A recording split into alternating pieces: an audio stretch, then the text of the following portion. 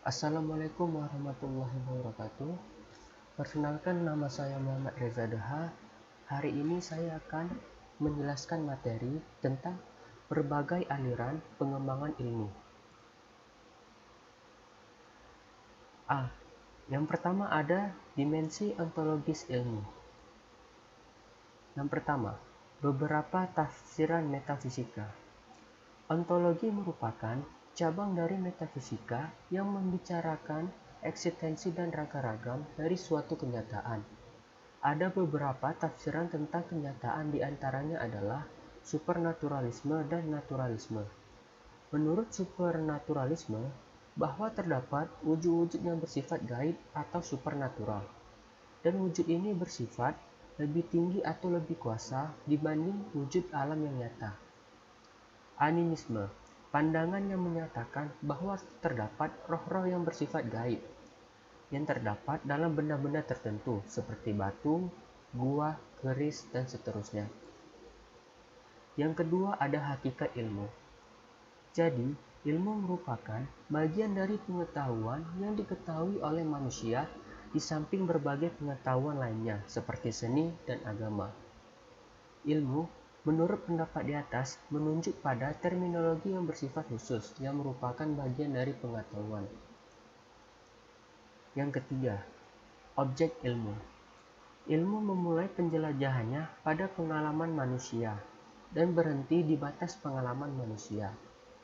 Ilmu tidak berbicara tentang sesuatu yang berada di luar lingkup pengalaman manusia, seperti surga, neraka, roh, dan seterusnya. Yang keempat ada struktur ilmu. Ilmu sebagai produk merupakan suatu sistem pengetahuan yang di dalamnya berisi penjelasan-penjelasan tentang berbagai fenomena yang menjadi objek kajiannya. Dengan demikian, ilmu terdiri dari komponen-komponen yang saling berhubungan. Saling hubungan di antara berbagai komponen tersebut merupakan struktur dari pengetahuan ilmiah. Sistem pengetahuan ilmiah mencakup 5 kelompok unsur. Yang pertama, ada jenis-jenis sasaran. Setiap ilmu memiliki objek yang terdiri dari dua macam, yaitu objek material dan objek formal.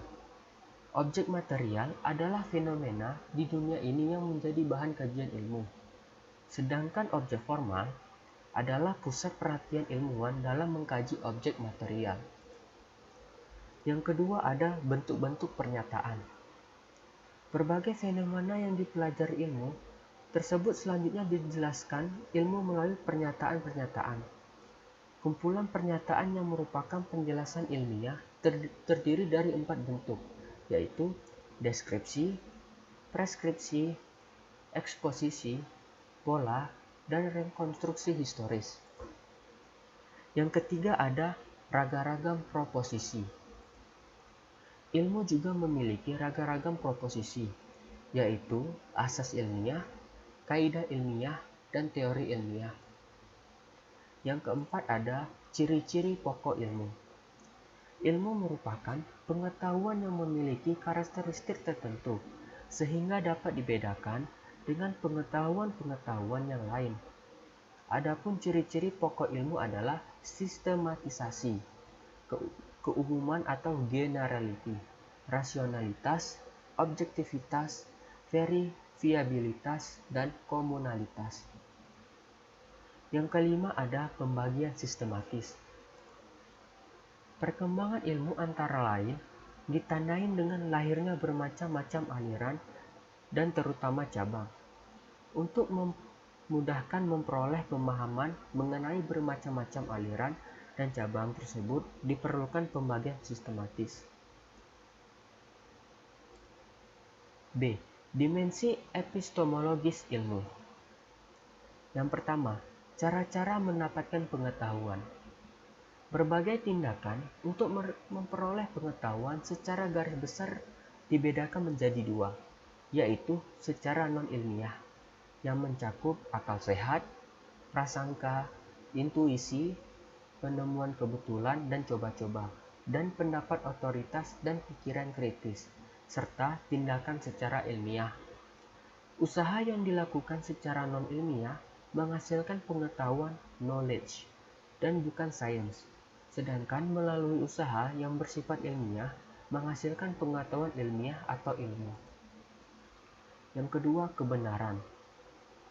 Kebenaran dibagi menjadi dua, yaitu jenis-jenis kebenaran, yaitu cara memperolehnya kebenaran dibedakan menjadi 5 jenis, yaitu kebenaran pengalaman, kebenaran intuisi, kebenaran religius, kebenaran filosofis, dan kebenaran ilmiah.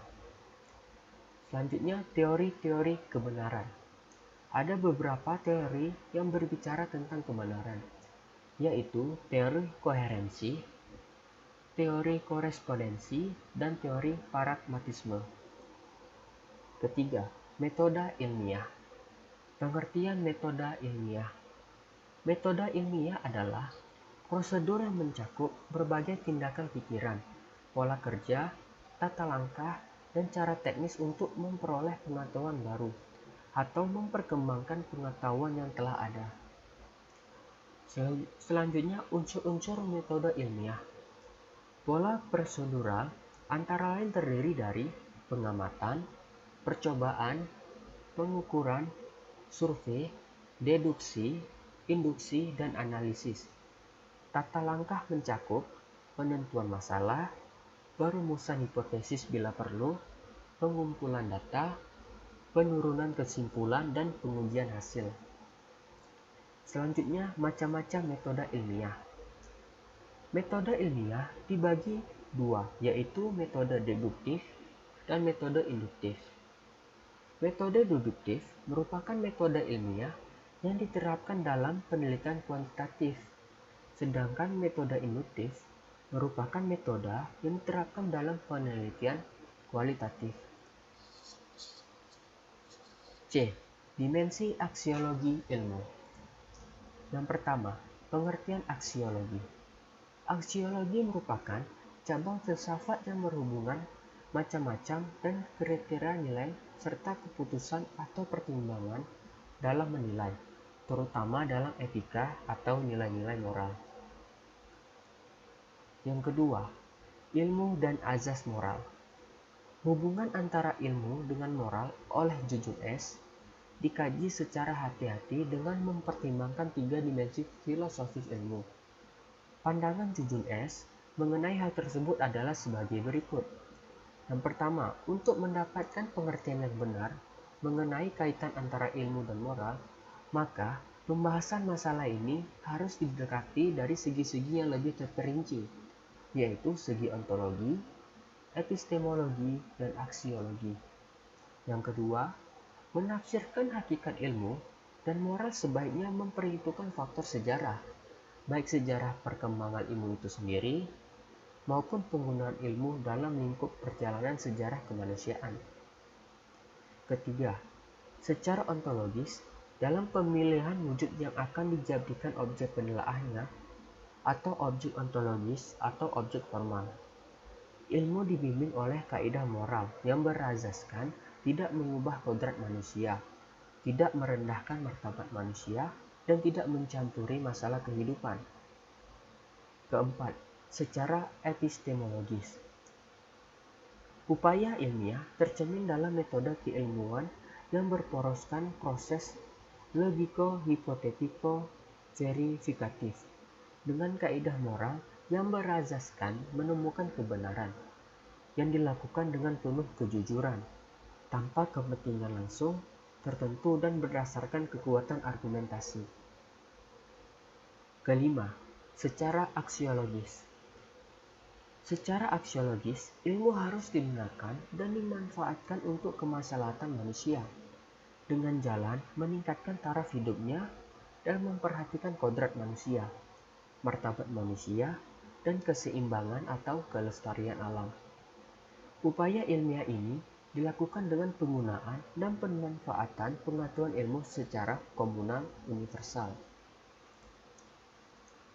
Dan terakhir, kesimpulan.